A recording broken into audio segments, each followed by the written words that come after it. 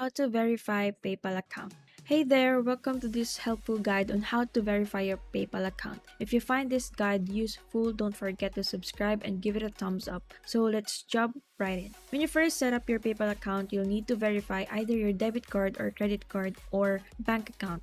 PayPal has provided this information themselves, emphasizing that while they only ask for essential details during sign up, they are legally obligated to know more about you as you transact. Verifying your account essentially proves that you own the financial details linked to your PayPal account.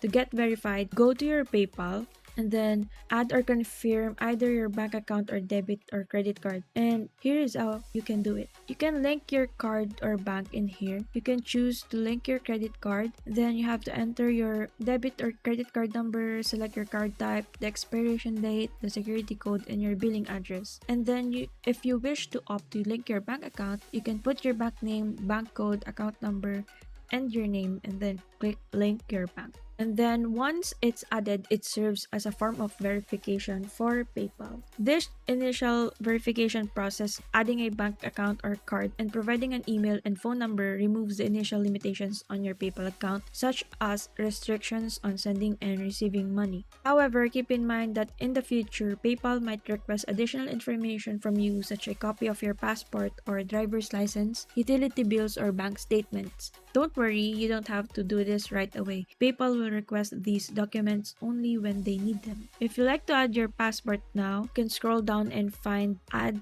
Passport and follow the instructions of PayPal. That's it for now. Remember, PayPal will ask more verification when they need it. But the initial steps we're covered today should help you remove the initial limitations on your PayPal account, allowing you to send and receive money more freely. If you found this guide useful, please consider giving it a like. Thanks for watching and stay tuned.